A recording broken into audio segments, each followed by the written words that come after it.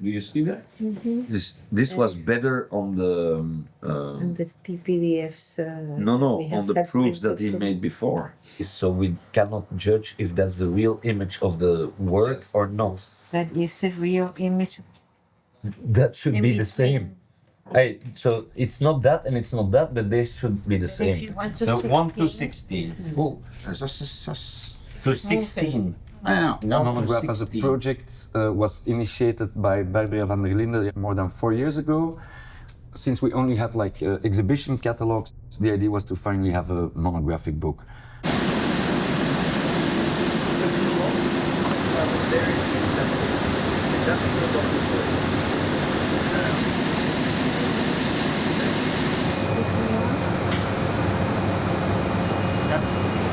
En dat dit er komt niet zachter.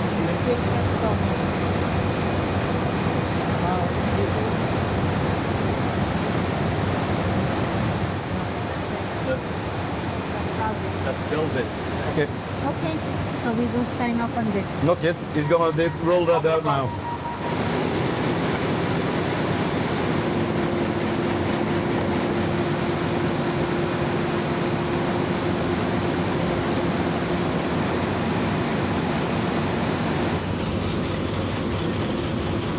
Thinking about the work of Carla and Stéphane, I would start with Kunsthalle Bern, where I was the director in 2006, and I invited Carla to do a show, but it was in fact also the first exhibition where the collaboration with Stéphane became very fundamental, and that was maybe the kickoff of something that became an artistic practice as a collective, as a duo.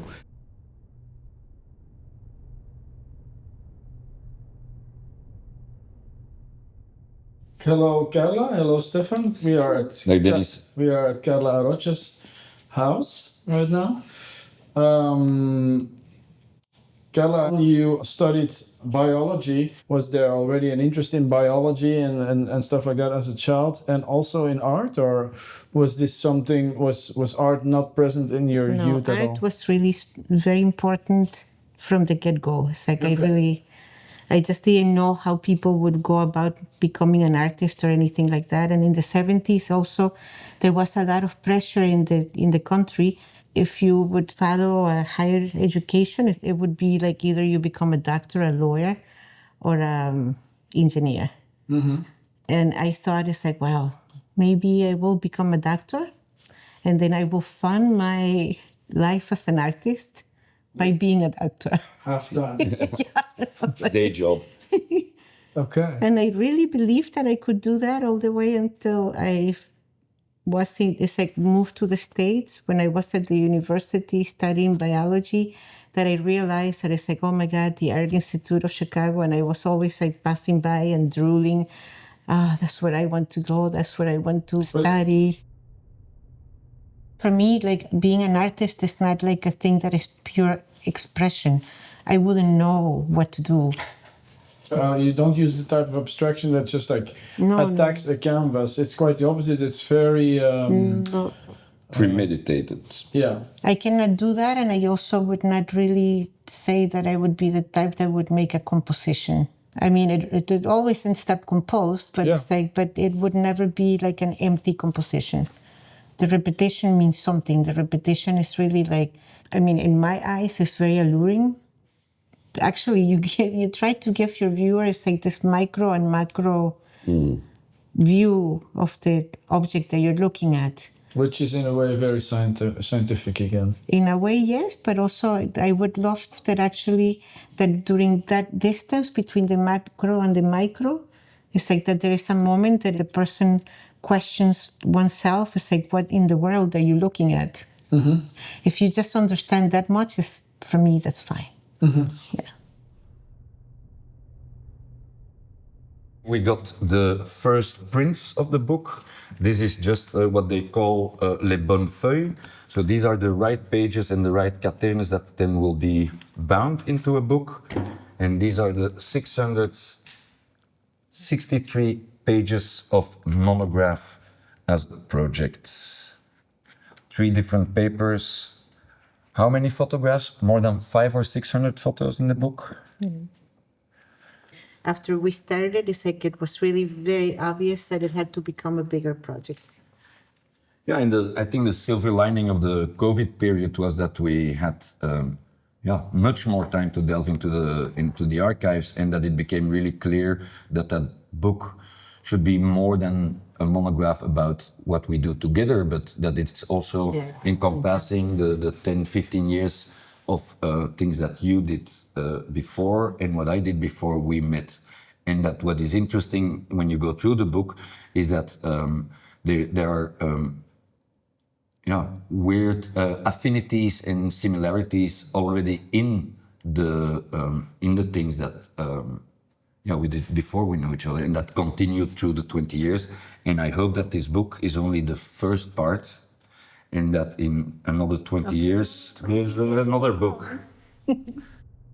So the book is designed by Irma Boom.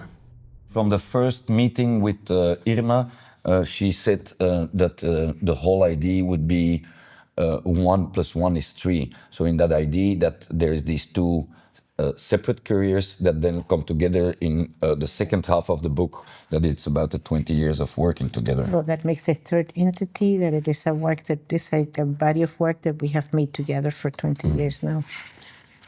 Yeah, there's a lot of sketches or work from before from Carla or from me that we didn't know, that we had forgotten about, or that we didn't know from each other, but that kind of ended up in some way or another in the work that we made together. For instance, another work that was realized later.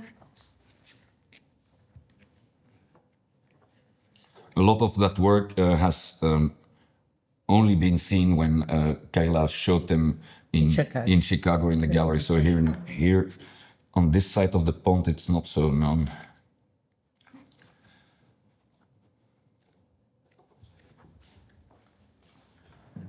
Hello. So we are in Stéphane Schraenen's house. Stéphane Schraenen of the duo Stéphane Schraenen and Carla Arocha, or the other way around, Carla Arocha and Stéphane Schraenen. How do you prefer it? It's always been Carla Arocha and Stéphane Schraenen. I think it's why our business cards are lenticular. It's not printed Carla Arocha and Stéphane Schraenen. It's just so there's no first. The business cards were an edition. Yeah, no, the first. I think it's the print. I think we made like 100 or so. We just numbered them every time we gave them, so the numbers are also not. Okay. You started out as an assistant in a way, as someone that like assisted Joël Tuurlings, Luc Tuymans, Guillaume Bell, a lot of artists, Belgian artists, before you got to work with Carla together as a duo, and before you came out actually as an artist, which is pretty late in your life in a way.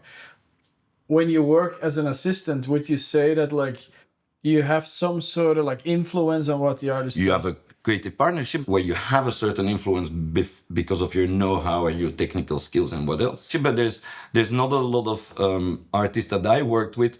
And definitely if you just do it for 1 or 2 exhibitions, it's different. But there's some artists that I work like on a very regular basis with. But because it's also totally inside their thing, and that I also didn't see the need to take any credit to the creative process.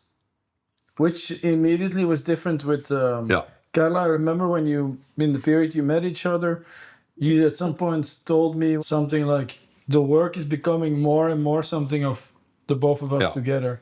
That happened very quickly. But I realized that it's like we really got along so perfectly well, like intellectually and mentally. It's like we really bonded very well.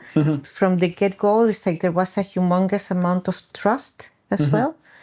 That we traveled together, we went to see spaces together, and then there was one particular moment that we went to see a space in Clermont-Ferrand, and it's like within like 20 minutes we already had visualized the show. And that was something you did together before you worked together. But when Carla had a survey at the Kunsthalle Bern like a year before the show, she asked me to produce 2 new works for that survey show.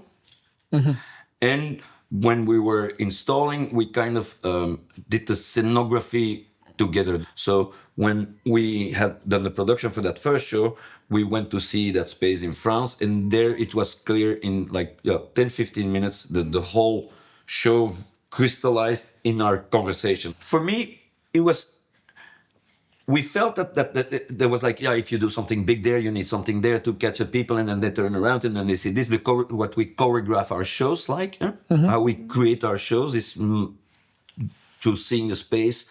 We create this thinking machine, and then we go in production, basically.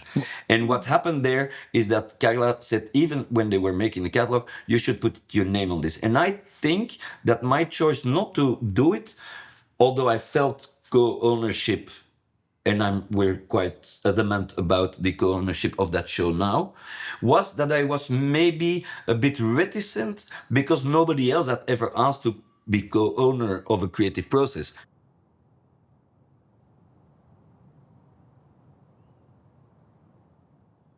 There is a clear distinction between you as someone that provided and helped other people, and a moment where you decided to work together as an artist duo with someone that already had a big career.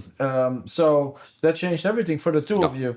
And an interesting aspect of that is that the two of you did similar things without knowing it from each other. What is kind of like an early distinctive thing you did that Carla also did without you knowing it? Well, the terminology is probably conceptual minimalism or something.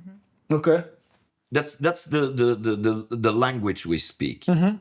Because I don't understand the dichotomy between figuration and abstraction.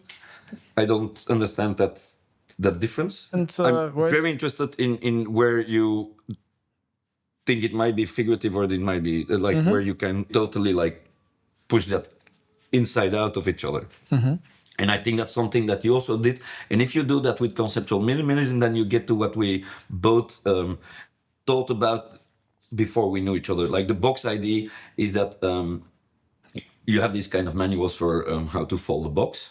And we both, like in the mid-90s, made sketches and work around that. Okay. Not knowing each other. In the same period too. It's nearly the same year. Mine is, I think yours is earlier, but we didn't know each other. So for me, it was a show that I did in Chicago. And it's in both about 99. death. In which way? Like a coffin. Okay. Like mine is a drawing of an open box, but that's carved in a marble block as a tombstone.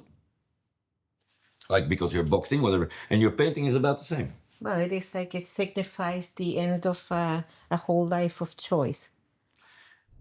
Yeah. When we did the piece called Box, it's in that piece is it's 10 sheets of glass that are in the shape of an unfolded box, and the folding lines are sandblasted. Yeah. So and it's the stack is the height of the volume of the box. And that. This is where these two pieces came together. But I didn't remember about my drawing. Okay. I mean, I remember my We painting, but I didn't think about it. We only saw that drawing back when we delved into the archive to work on the book we're publishing. So pretty recently. Did you actually, But the box, because of working on this hefty book you worked on for, 5 years maybe? 4 years? 4 years?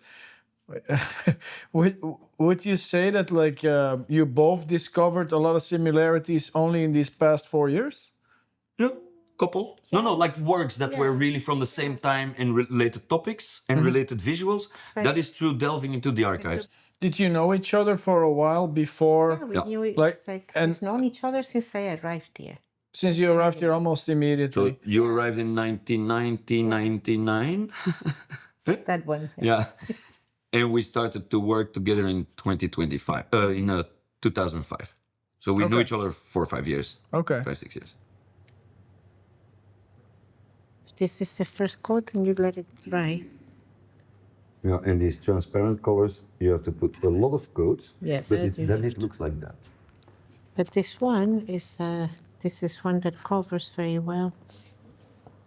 Let me see which one I did that covered well.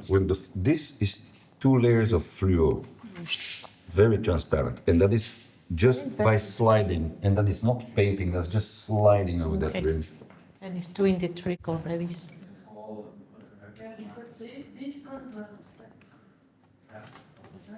Ah.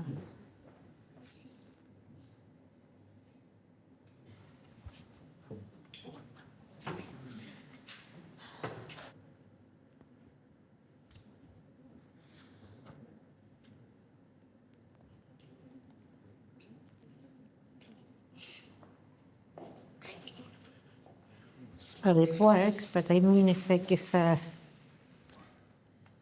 very transparent thing. But how do we? We can only fit one per package. That's really a lot of paper.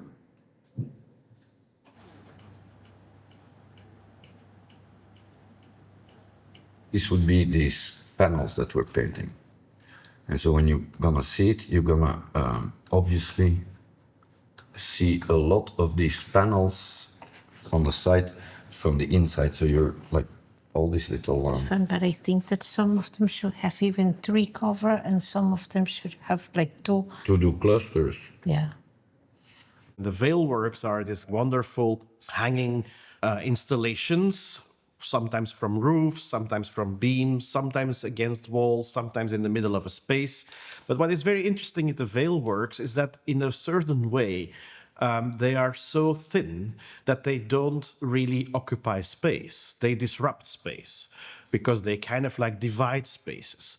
But at the same time, given the material they're often made of, which is mirror and plexiglass, they also disappear. The forms, the elements of the veils are made of are disruptive to the viewer because they mutilate our reflection. The reflection is never a full body that you can identify with. Your body is cut up. The work eats the space and the viewer. So there is like not this kind of sovereign position possible for the viewer.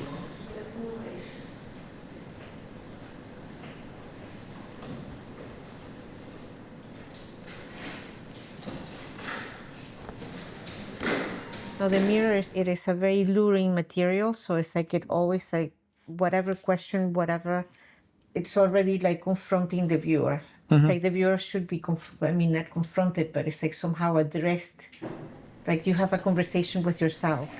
And as an editing machine, Okay. like you would cut and edit a movie, I see sometimes the thinking machine that we make or the environment.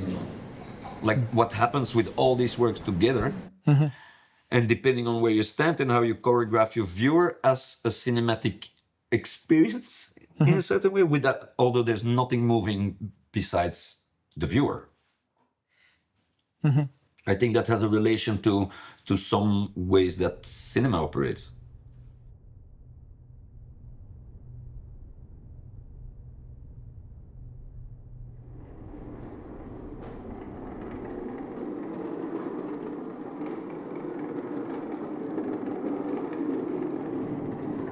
All the chairs are in a position that they can't be used. So the Pulse installation is called The Incident. And the idea is that something happened.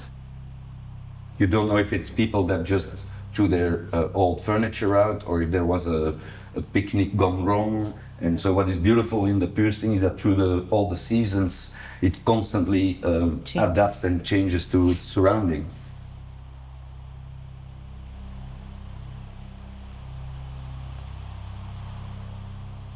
And the idea of the piece is like that the only violence that actually happened there was our decision to place the chairs in a completely disrupted way that is not functional.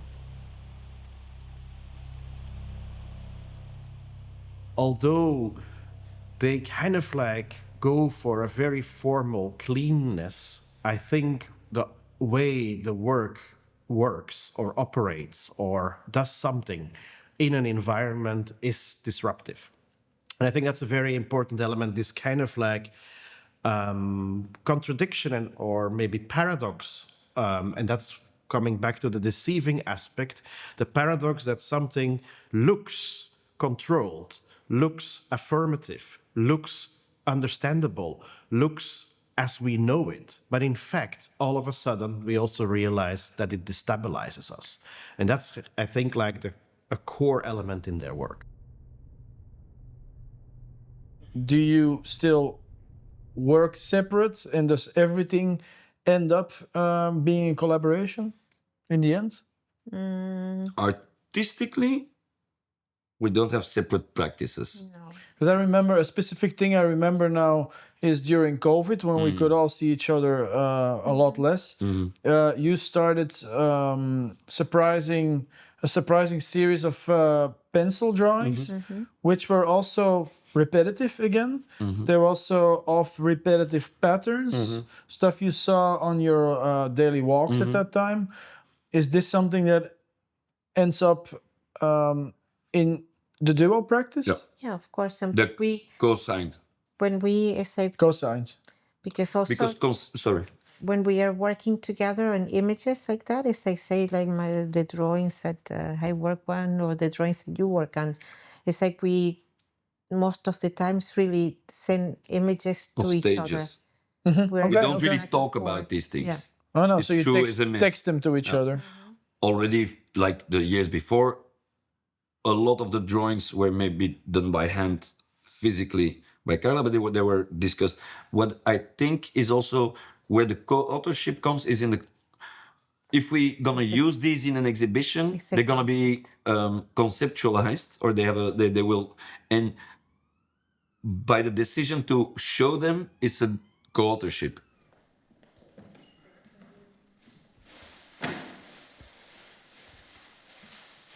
The fact that Carla and Stéphane are working together is very logic if you interpret it in this context of viewers finishing the work as authors. And I think this idea of a single sovereign author as an artist is a very old-fashioned 19th century concept of the artist. And I think every artist works with other people, basically. Only some formalize that. And I think the formalization is a very honest kind of like decision in an art world where indeed some people become witness of each other. Some people become witness of each other's work. Some people are the preferred, or let's say this almost in a structural way, feedback person. And I think this logically leads into collaborating. And I think that's a very fascinating and very timely decision by Carla and Stéphane, kind of like disrupting this idea of a sovereign author.